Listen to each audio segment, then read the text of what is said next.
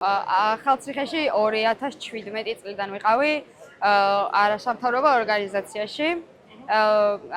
უბრალოდ როგორც მოხალისე, ისე ან რაღაც ტრენინგებს ვესწრებოდი ბანაკებში და ასე შემდეგ. ეს მთელი რაღაც აქტივიზმი და ევროპული სტანდარტები და ასე შემდეგ, ყველაფერი რაც ამ ყველაფრის შესახებ ვიცი და მომწონს, ესე ვთქვათ, იქ ვისწავლე რა.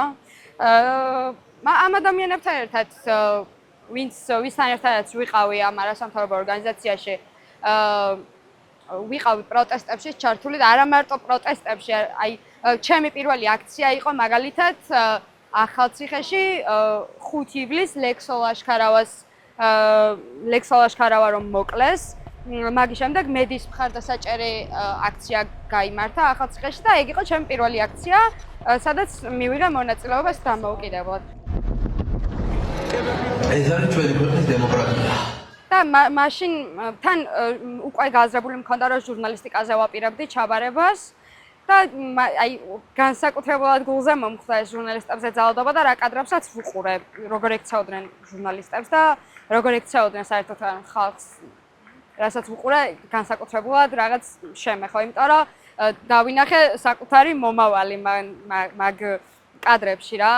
საქართველოში ვცხოვრობს და ნუ სანამ მე თბილისში გადმოვიდოდი, დიდი არაფერი შეცვლილა მაგის მერე, მაგ დროის მერე გარდა იმისა, რომ ახლა მეტი პრივილეგია აქვთ მოძალადეებს, ახლა მეტი მწვანე შუქი აქვთ ანთებული, რომ არ დაისჯება არავინ და დაუსჯელობის სინდრომი აქვთ ჩვეულებრივად, რომ არაფერი არ შეეხებათ მაგ ადამიანებს, თავარია რომ იყვნენ ხელისუფლების კალთაში კარგად მოკალათებული და ყველანაირად დაიცავენ. მხოლოდ ეგ შეიცვალა მაკედე. What is a global war party? Freemasons, for instance. 17 მაისი იყო ჩვენთვის ჰომოფობიასთან ბრძოლის საერთაშორისო დღე და კოცებისთვის ოჯახის სიწმინდის დღე. ყველას გილოცავთ ოჯახის სიწმინდის და მშობლების პატივისცემის დღეს. დღეს ძალიან მნიშვნელოვანია, რომ ერთად დგას ერიდაბერი, ერთად დგას ეკლესია და ხელისუფლება. ჩვენ მაინც აქ ვიყავით, პოლიციის კორდონი იყო ჩაყენებული და უბრალოდ ისინი ჩვენთან ვერ მოდიოდნენ და ჩვენი მათთან არ გვიშვებდნენ და როცა ეს ღონისძიება მორჩა და უკვე წავიდნენ, სადღაც სხვა ლოკაციაზე მიდიოდნენ, გადავედი მუზეუმის კაფეში, სადაც მთელი ზამთარი გავატარეთ პროტესტის მონაწილეებმა და ეგრეთ წოდებული სახალხო კაფეა, აი ჩვენს კაფეს ვეძახით პროტესტის მონაწილეები და გადავედი ჩვეულებრივად და დავინახე რომ მარიამ ლაშხი იჯდა, ოღონდ არ იჯდა ბავშვებთან ერთად. იჯდა ცალკე მაგიდასთან, უბრალოდ შუაში იჯდა და ვიდეოს რომ ვიწყებ, მაშინაც ჩანს ეგ რომ შუაში ზის. თავისუფლება რეჟიმის ტყვეებს. და აქეთ მხარეს ელაპარაკებოდა ხალებს და აქეთ მხარეს ბავშვები და ნუ სხვები ისხდნენ საერთოდ. როცა ჩვენ მივედით და უბრალოდ ჯერ დავუძახე რომ ქალბატონო მარიამ თქო და შემდეგ ვუთხარი უკვე რომ თავისუფლება რეჟიმის ტყვეებს, ძირს რუსეთის დამპალი იმპერია, არა რუსეთის მონებს და ძირს რუსეთის მონებს. რუსეთის მონობას.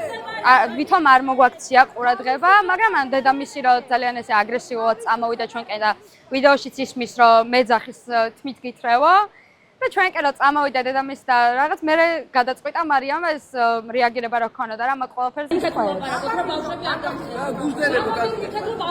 მივხვდით რომ ბავშვებთან ერთად იყო და მოუწოდებდით რომ ბავშვები არ დასტრესო და გამოდი გარეთ რომ თვლი რომ გაგვს საქართველოს პარლამენტში ჯდომის უფლება, მაშინ ვალდებული ხარ და თმენის ვალდებულება გვაქვს რომ მოითმინო რას ფიქრობ შენზე საზოგადოება.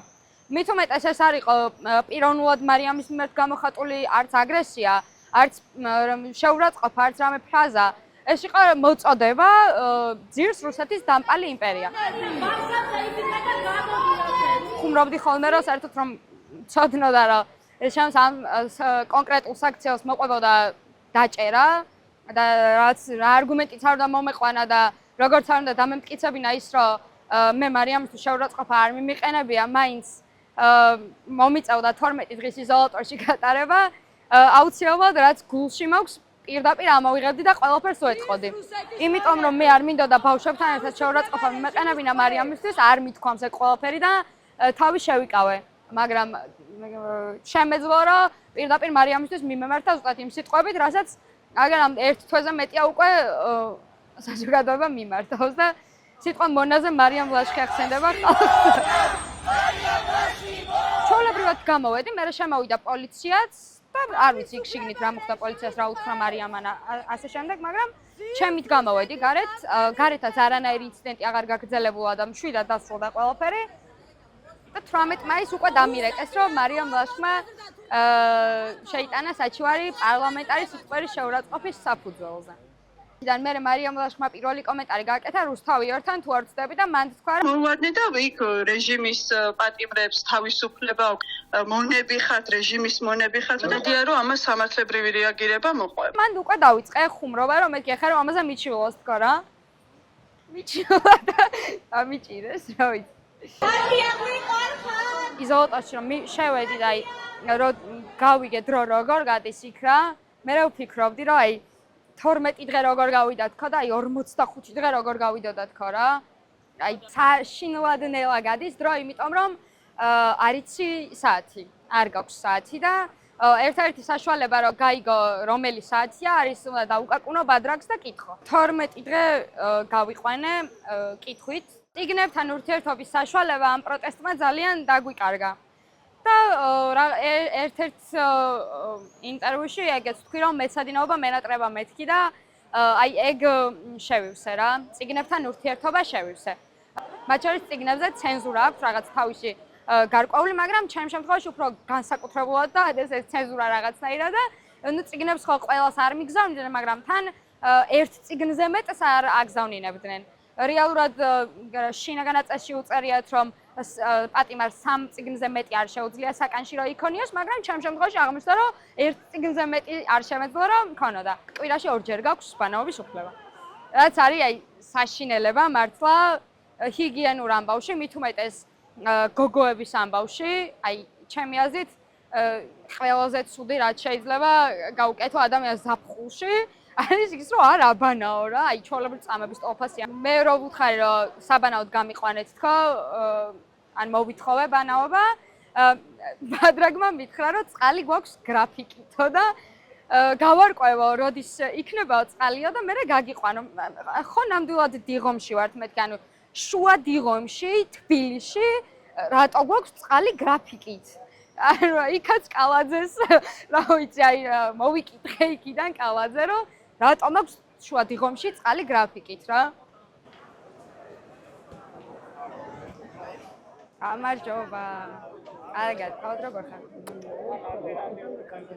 რა ვიცი. დავდივარ რუსთაველზე აქციაზე, რა უნდა ვქნა. სტიო. არა, ეხლა მიწევს მისვლა წესით და მივა. თუ რაღაცა აქვს, ხო იცი. მადლობა.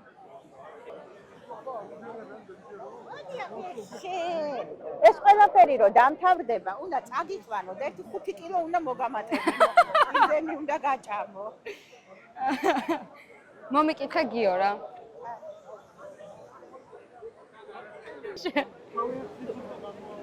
ჩემი ოქროსგო. როგორ ახ? შენ დღეს ხო გნახეთ რა სასამართლო? თქმა უნდა. დღე ორ ნაწილად არის დაყოფილი. სასამართლო და სასამართლოს მერე. ხო, კაია. ხო, ვარჯიშობდი. ცოტა უხერხული პირობებია სავარჯიშოთ, იმიტომ რომ ბეტონია ძირს და რაღაც, მაგრამ მე მოვიფიქრე მანდაც, რომ საწოლის მეორე სართული სრულიად თავისუფალი იყო, იმიტომ რომ საკანში მარტო ვიყავი. საწოლის მეორე სართულზე ვარჯიშობდი ხოლმე. ესე ძალიან კომფორტულად რა. სასეირნო ტერიტორია ხა სირბილით ვერ დავრბოდი, იმიტომ რომ სასეირნო ტერიტორია არის ძალიან პატარა, 20 ნაბიჯია სიგრძეზე და 7 ნაბიჯი არის სიგანეზე. ამ ნაბიჯებს იმიტომ გეუბნებით, რომ საკანში ვინც შეყავთ იდეაში პირველი ყველა ნაბიჯები ზომავს ამ საკანს. ჩემი საკანი იყო 7 ნაბიჯი სიგრძეზე და 5 ნაბიჯი სიგანეზე. ხო, ზუსტად ვიცი რომ თუ ვინმე პირველად მოხდება იზოლატორში პირველ რიგში მაგას გააკეთებს, იმიტომ რომ ვისაც ვკითხე ყველას აქვს გაკეთებული საერთოდ. ხო, ყველაზე ცუდი რაც იყო, მე არ მქონდა შიგნით ტელევიზორი. ზაჰესის იზოლატორში აქვთ ტელევიზორი და ზაჰესის იზოლატორში როცა მიყავთ მისჯილი პატიმრები, მათ აქვთ ტელევიზორის სარგებლობის უფლება დღეში 1 საათით.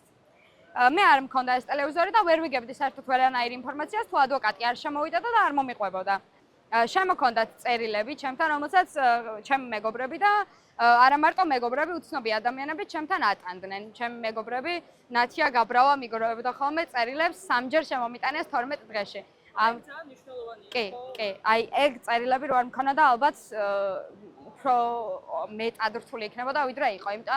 იმიტომ რომ იგებ რომ მარტო არ ხარ, იგებ რომ შენი დაჭერით არაფერი დასრულებულა, იგებ რომ გარეთ რაღაც გრძელდება, ხალხი ისევ იბრძვის. აი ყველაზე მნიშვნელოვანი რაც არის ახლა ჩემ 12 დღე არავის არ გაკურვებია ჩემი აზრით, იმიტომ რომ 7 თვეა ბიჭები ციხეში არიან, ხო? და აი მაგ ბიჭებს არ რო არ ტოვებენ, მაგაზე ფიქრობდი, სულ აი ძალიან ბევრს ფიქრობდი მაგ ბიჭებზე რა. რომ აი რას ფიქრობენ, რას განიცდიან, რისი გადატანა უწევთ, რო არ იციან რა გარეთ რა ხდება და აი კი ხედავენ ხა ტელევიზიაში მაგ რაღაც იმას რა ხდება რუსთაველზე და გადაიკეტე და ასე შემდეგ, მაგრამ აი ხო ვიცით რომ გარეთ სივრცე მაინც სულ სხვა არის რა. და რეალურად მაინც სხვა რაღაც სხვანაირია გარეთ პროტესტი. როგორ ახარ ჩემოლამაზო? ვაიმე, მოიცა? კაროლებო, ჩემო ლამაზებო, ჩემო ყველაზე კარგებო. ჩავეხუტე უკვე მე ამბობ, როგორ ახარ ჩემო ლამაზებო?